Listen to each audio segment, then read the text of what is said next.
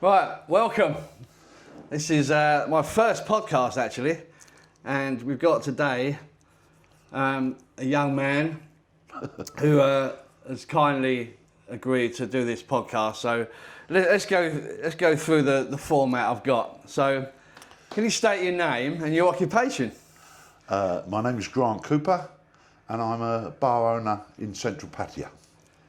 And what bar is that? It's the Candy Club on Soi Buakhao and on the corner of Treetown. Okay. Where were you born, Grant? Well, my family comes from Hackney in the East End, but I've spent virtually all my life in Southend in Essex. Okay. You know, I've never been to Southend. You haven't missed much. Is it like glorified Margate? I wouldn't call it glorified, I'd just say it's like Margate. Okay. And like Yarmouth and all those old seaside resorts, but it's Yeah. deteriorated a lot in the last couple of years. Oh, okay. No. But it's a very seafronty town, isn't it? Yeah, they had the Golden Mile and all the, Yeah. theme parks. Well, I don't know about theme parks. So, what did you want to do when you left school? I left school when I was 14. Okay. My dad is 100% Romany Gypsy. He's not alive now. So schooling and education wasn't really important to him. So I didn't like school, like probably most of us don't. So I left when I was 14. And I don't know, I think it was a bit of a car dealer. I didn't really have any ambition to say I wanted to be a fireman, a doctor. Nothing like that. I'd always sort of, my dad's always ducked and dived and been a businessman, and I just thought that was the natural thing to do. And I have done that really. I virtually haven't had a job my whole life. I've only ever worked for myself. Yeah. So I can't say I had an ambition to do a specific role. That wasn't on my agenda. Okay. I sort of just fell into things, if you like. Any favourite jobs before you came to Thailand? My last job, I owned a company that did real estate management, that was more block management, where I managed big blocks in London for Berkeley Homes and people like that. I enjoyed that because there was a lot of places, that's not a great industry to be in, and there was a lot of places that had been let go over the years with bad management, and I won a lot of contracts based on the type of work we used to do, and I used to love seeing a development that was in very poor condition, and then 2-3 months later after we got it, it looked a different total place. So yeah, it gave me a lot of enjoyment. Yeah. I've always enjoyed employing people. At certain times I've employed hundreds of people, and I've always found some sort of benefit in that. That's always made me happy. I think any job that's rewarding is a good job to be in. Yeah, really. True. Yeah, I'm certainly. So, when did you first come to Thailand? 20 years ago, maybe longer. I used to go to Phuket. Never used to come to Pattaya, but then I used to go with my family. Yeah. So it's a whole different thing, really. Must have gone to Phuket for 12 or 15 years. My children have grown up going there at least once a year, sometimes twice. But never came to Pattaya, mainly because of the stories I'd heard and didn't think it was a sort of family destination. So stayed away from that. Been to Bangkok, obviously, and quite a few of the other islands. But it wasn't until 2019, on my brother's recommendation, I came to Pattaya. And that sort of opened my eyes a little bit, to say the least. I mean, Phuket, I'm sure you know, Bangla Road and Patong has got let's call it a entertainment area, but nothing like Pattaya. I mean, Pattaya is just a unique city in the world, isn't it, about that? Yeah, absolutely. So, you said earlier about owning Candy Club. How long have you owned it? Just over 3 years. Okay. I got involved originally with a Thai guy. We opened it together. I'm obviously not allowed to manage it or anything like that because I don't have the appropriate work permit. So I've got a very good manager who has worked for me for nearly all the 3 years, and she actually runs it on a day-to-day basis. I'm more of an investor, if you like. But it started off, we just had it as a bar. Then we introduced some girls to it, and it started to pick up a little bit. But for the first 6 to 9 months, we lost quite a lot of money. We then decided to get a live band, which originally was a Filipino band who were good. That started to bring more customers in. And then we made the decision of getting rid of the girls and got a new Thai band. And it was my Thai partner's idea, full marks to him at the time, that Thai people, are here 12 months of the year, which is very true. You're not solely reliant on the low and the high season. And also, when they go out, as probably you've seen, they do enjoy themselves and they spend big money. I was a little bit opposed to it to begin with, because I thought our customers were tourists and they were the biggest spenders.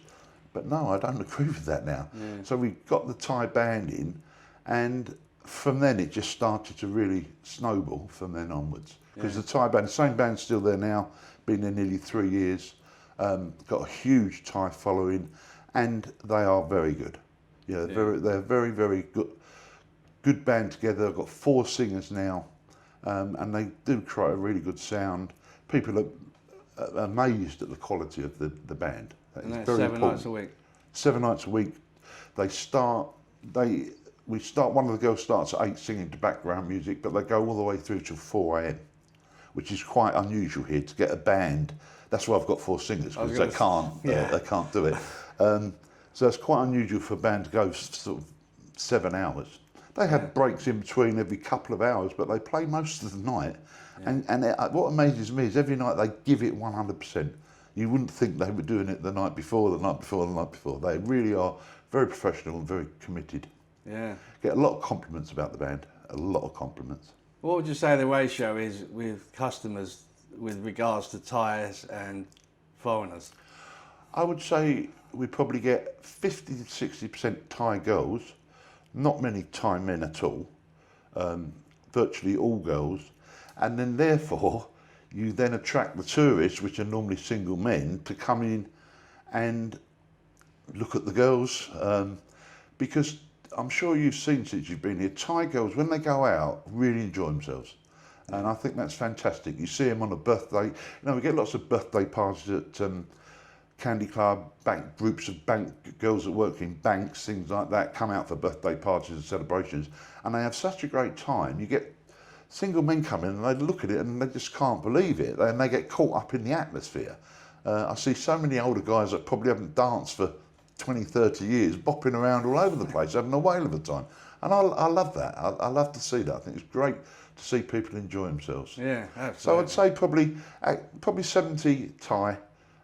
We get a lot of couples. A lot of Thai girls like to bring their foreign boyfriend in because they like the music. The foreign boyfriend's quite happy to see his girlfriend happy. So we get a lot of couples in there. That's quite a big part of our business. Interesting. So what would you say the best things about running a bar here in Pattaya is? What would you say the best thing? Well, if it's successful, I'd have to say the money, because there is a lot of money to be earned if you get a successful concept together. And there's several places here do phenomenally well, but there's an awful lot of places that don't do very well. Yeah. And unfortunately, I think they're in the majority. Someone said to me that he felt that 90% of bars in Pattaya lost money. Whether that's true or not, I don't know, but I obviously talked to a lot of other bar owners and they're certainly struggling at the moment. Whereas at Candy last night, we had a fantastic night. It was full, as it is every night. I was going to say, is it safe to say that even in low season you do well? Well, I mean, we're right in the middle of low season now, as we see today. Rainy season has officially been announced by the Thai government. We were packed last night, and the night before and the night before that. Yeah. If you don't get in there before 11:30, you certainly won't get a table, and sort of after 12 you probably won't get in. We have to turn people away at the door. I've had to got full security there now, so we have to monitor the amount of people coming in for fire reasons and everything else. Wow. So are there any plans on that? Are there any plans to expand the business? I don't think I could expand Candy Club because the location was always a key factor for me. Being involved in real estate, I've always believed that American saying location, location, location. And I've got a prime location, so I can't see there's nowhere to expand it. But in answer to your question, I would and have considered and looked at doing a Thai-only club. There's several big Thai-only clubs here, mainly along South Pattaya Road, Pattaya Thai, that are a lot bigger than Candy Club. and are phenomenally successful, again, every night with Thai people. They don't, most holiday makers or tourists wouldn't even know where they were, wouldn't find them, because I live here, I drive past them every night when I go home and things. So I would certainly been looking into that.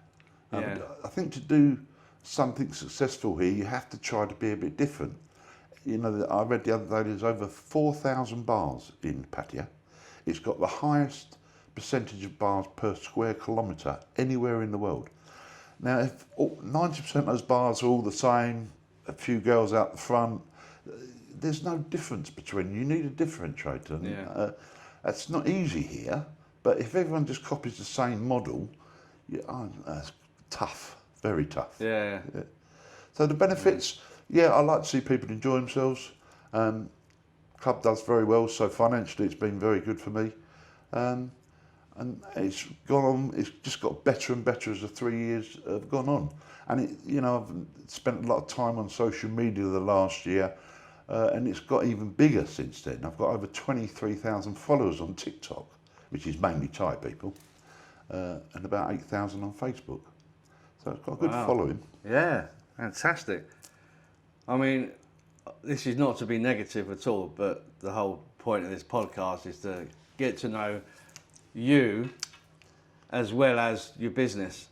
So is there any worse things about running a bar? Many. You have to be very aware of issues like licences here. That's a big part that they are very tough on. So I would advise that you get a lawyer or maybe a very good agent that takes control of that for you, because they're very complex. You have to have, I think we've got 5 different licences for Candy Club. I can't sit here and tell you I know what they are, because they don't translate them in English, everything's in Thai. So I pay a lawyer who renews them on a regular basis. And also you have to deal with the local, let's call them the local council, it's more of a local government here. That's not always easy, but how can I say this? As you know, we're in Thailand, there's ways around everything here. And that comes very much into play when you're running a business here. You have to be very aware of that. Okay. If you wasn't doing this, what would you be doing? Probably enjoying my retirement. I don't know, I didn't think I was young enough to retire, which is the reason I came here. I left England because I just didn't see any future there, unfortunately. Luckily I got out now, where I know there's a lot more people coming, but I just didn't see anything happening. I couldn't afford to retire, I needed to earn money, so I've come out here and, so far I've done very well. Whether that, lasts forever, I don't know. So what would I be doing? I'd probably be laying on the beach. Not today because of the weather, but... Well, Candy Club aside, what do you love most about Thailand? The people, I think, I say the people, but the whole atmosphere of the place is just something completely alien to us from England.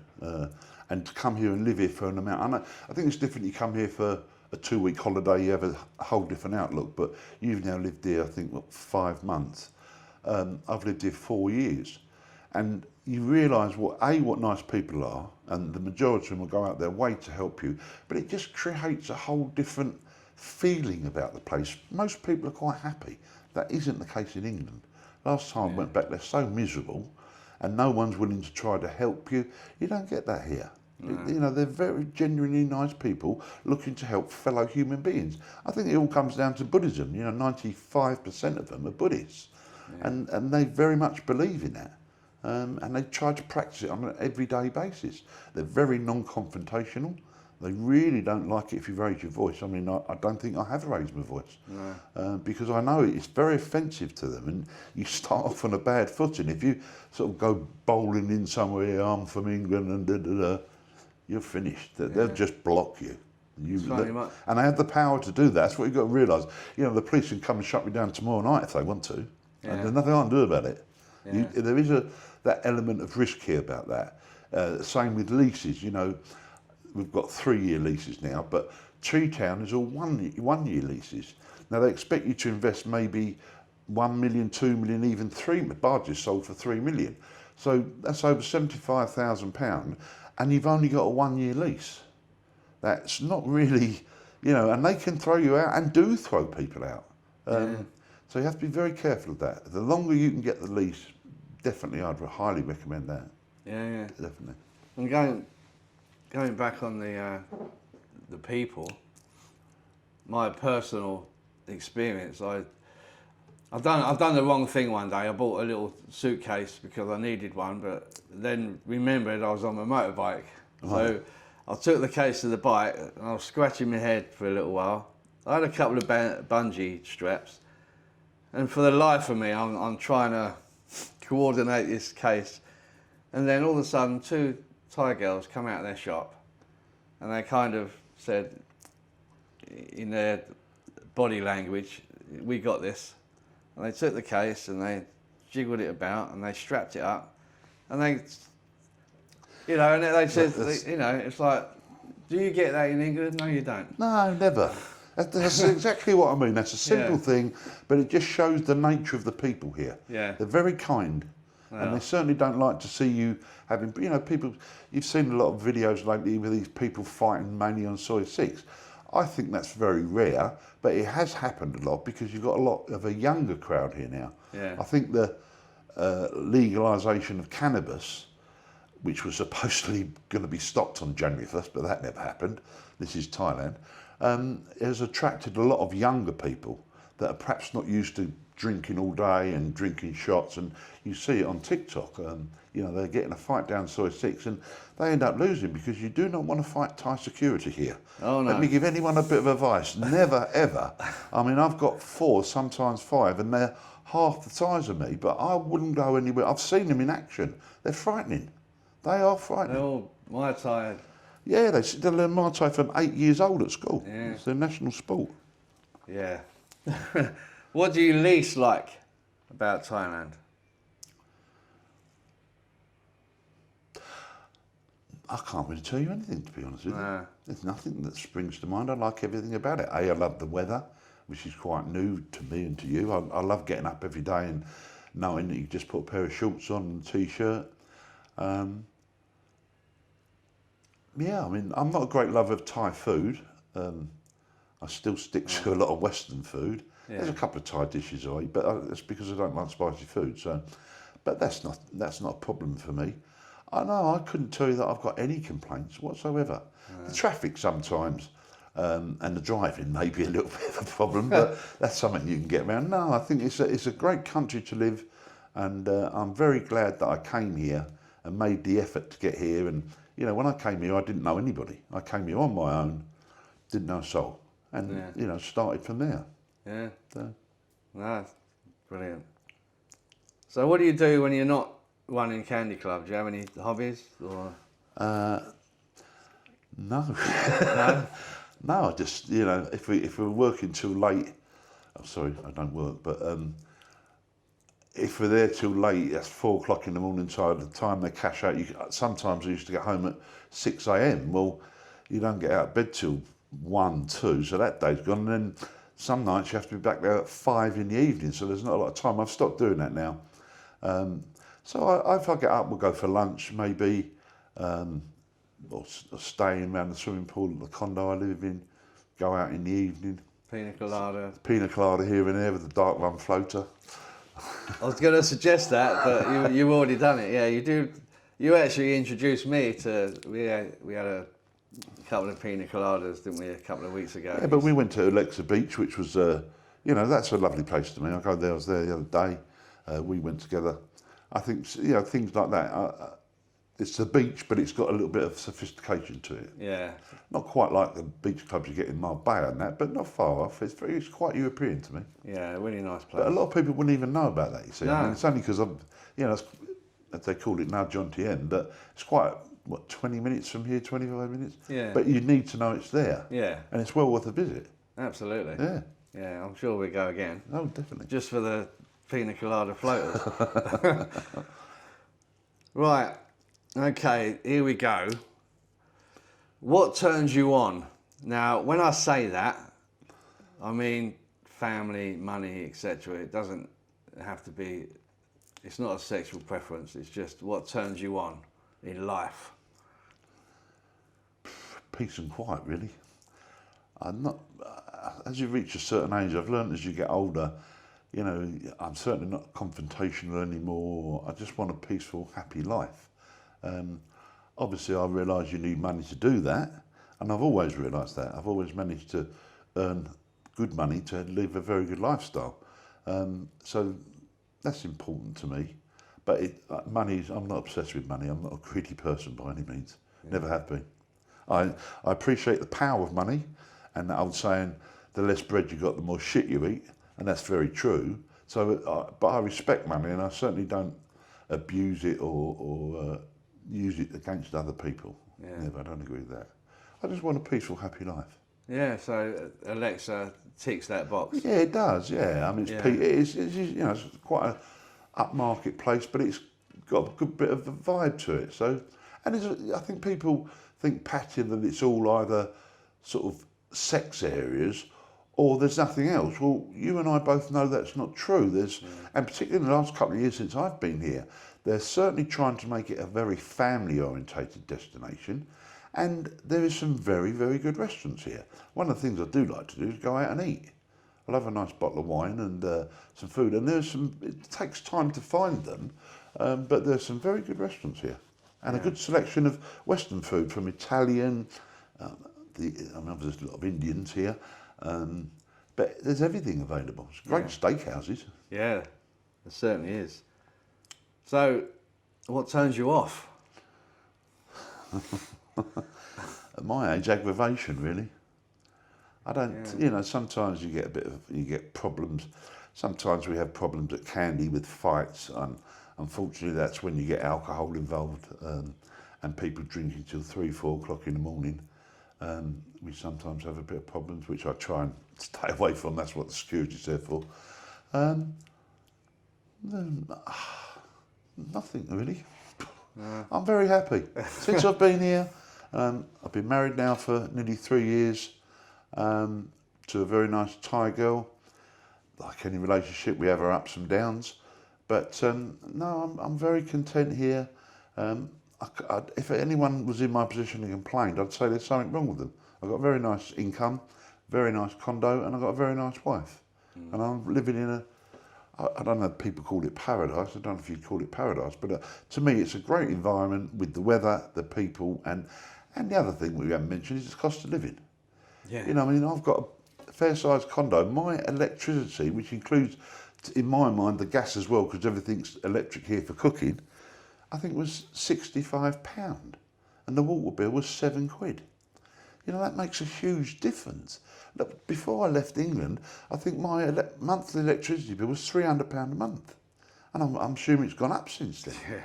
That's crazy money. It's funny, I got my water bill yesterday, and it was 160 baht There you go. for a month. So what's that, £2, £3 something? Yeah. That's what I mean, it's crazy, isn't it? It's crazy. But obviously it's a natural resource and they treat it as such. And the same with the price of gas here. You know, I used to have a Toyota Fortuna, big SUV. I sold it because I never used it. But I used to fill it up and it used to cost me the equivalent of £45. And you go for hundreds of miles on that. And I said, look, back home it cost you £150. Yeah. It's crazy. But all those little things do make a difference. It's not as cheap as people make out, but it can be. My brother is over here. He lives on the UK state pension, which is around about 43,000 baht a month. He lives okay. He's got a quite nice little one-bedroom condo. Can't afford to go out too much, but he gets by all right. He's very, very happy from what he was doing before. So it can be done. It depends what your wants, needs and desires are, I suppose. Yeah, absolutely. Right, here's one for you. If you could listen to one song or piece of music one more time, what would it be and why?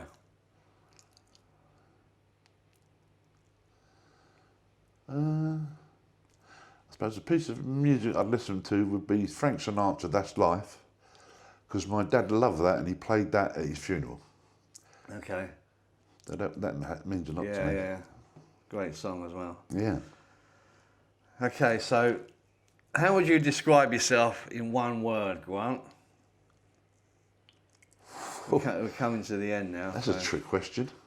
Yeah. One word.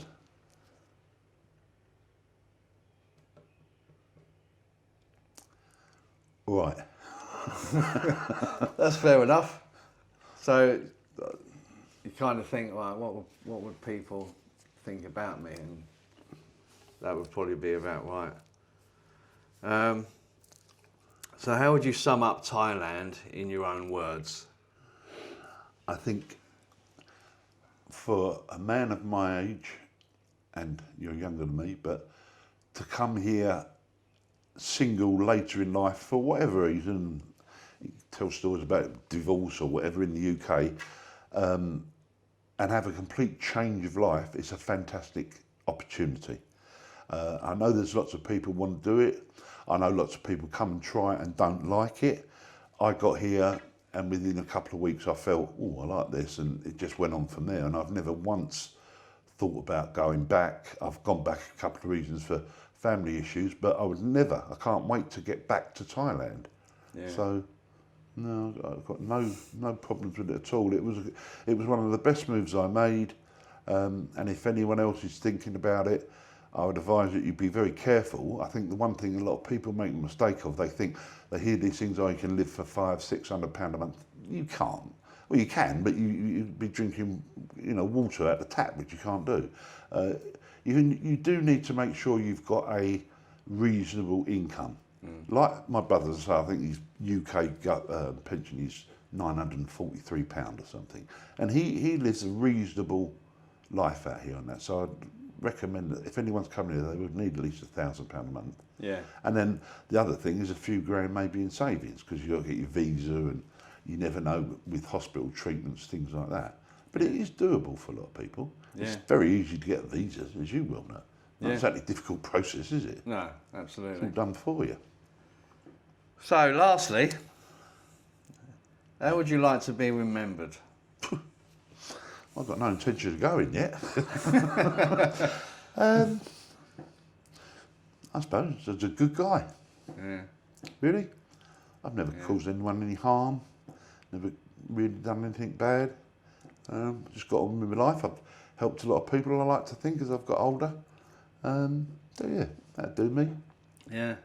Yeah. Have on my gravestone, gone but not forgotten. That's it. Was it Spike Milligan? Yeah, I told you I was ill. Yeah.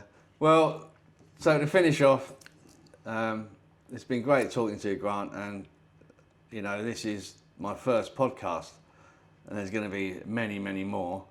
And just to let people know really about you and the Candy Club, which is your business, and the whole point of this is to showcase people's businesses in Thailand, in Pattaya. And so you're my first. So Okay. this is Candy Club uncensored, I guess. Oof. But I hope so. appreciate your time. Thanks, Darren. Thanks, Grant. And we'll go and have a beer now, shall we? I'll see you in Candy Club. Yeah, the one thing I would say to people is that you see many YouTube videos, many, and there's several that are now just stories only, and all those stories are normally horrendous and end in people losing their retirement money, and it's very tragic stories.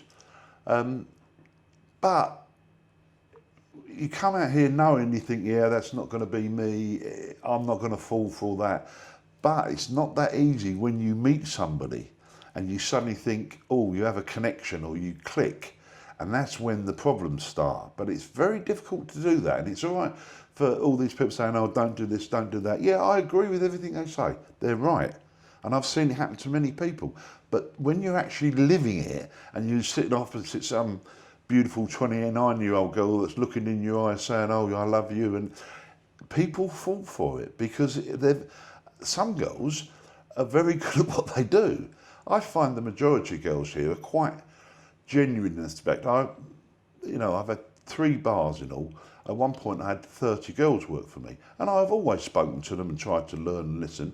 And I would say the majority of them are here by force. They have to be. They don't have a social security network here. And I think until you come here and see that taken away, you realise how important it is in the UK and really all over the world, apart from countries like Thailand. So they're left with no choice.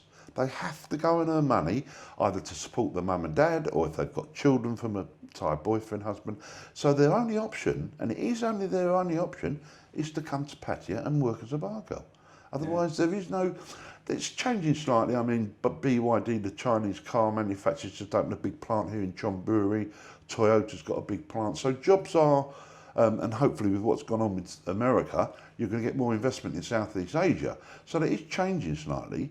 But, you know, when I met my wife, she's never been a bar girl or freelancer, but she was working in the factory outside of Bangkok. She worked a 70-hour week, 6 days a week, and she earned 10,000 baht, which is about £220 a month. So she never got this far, but her friend did. Her friend left the factory, and she's been in Pattaya for 8 years because she wasn't going to sit on a production line and earn just £220 a month. She works in a go-go and she got a lot of money. Yeah. So they don't really have any option. And when they come here looking, I think the majority of them are generally looking for a, as they call us, farang boyfriend, because they know, A, we treat them differently. We're a lot more respectful than Thai men are. I mean, I've always said Thai men make it easy for us because they're not great partners. Most of them have girlfriends or geeks, as they call them. The majority have girlfriends. Domestic abuse is quite very, very common here.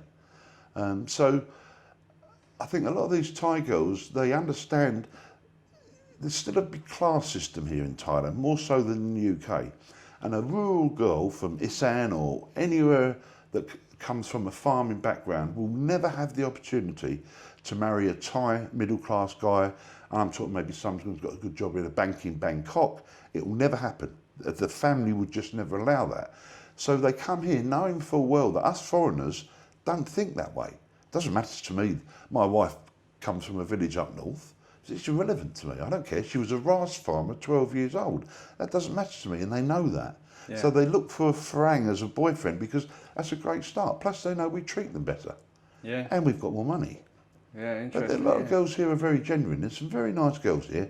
Yes, there is some very dangerous and poisonous girls. I don't deny that, and you have to be very careful. But it's very hard to resist once you start. You know, I keep hearing this 3-day rule. It's probably not a bad day, because after 3 days you start to get a bit of a, you know, connection there. Yeah. And then it becomes dangerous. No, it's interesting that you brought that up. And also, Grant, you touched on owning 3 bars before. Do you want to talk about that? Oh no, I owned a bar called Ocean Pacific, which is literally on the other corner to Candy Club. Again with my initial Thai partner. For some reason, it's literally the same location, but on the mirror side of Candy. But it was an open air bar, and it's still an open air bar. And it just, for some reason, didn't work. We tried music to try and replicate Candy. That never worked. In the end, I just walked away from it. We had problems with the Tree Town landlord. I won't go into that because of the laws in Thailand. But I ended up just walking away and losing my money there. Yeah. And then I had another bar right at the back of Tree Town called Candy Floss, which is still there now. That, when we opened it, was very successful. Had a lot of girls work for us. And then I got approached by a Thai guy who offered me a ridiculous amount of money to rent it from me. And then he would also pay the actual rent to the Tree Town landlord. And I thought it was much more than I was making per month, and I didn't have to have anything to do with it. So I went, yeah, but he only paid he only paid the first 2 months, and then it took me 3 or 4 months to get him out. So that wasn't very successful, and he destroyed it a little bit. So I sold it. I got my money back, but I always felt by then Candy Club was, this is 2 years ago, Candy Club was really starting to hit, and I've concentrated on Candy Club since then, and it's been the best thing I did. Yeah. Perhaps got a bit carried away, thought having 3 bars, one of them was be successful. My dad always said, if you get 6 out of 10 right, you ain't doing bad. Well, I got 6 out of 10 right because I got Candy Club, and that's been phenomenally successful. No, and it continues to do so. Yeah. So, okay. Okay. Thanks, mate. Okay.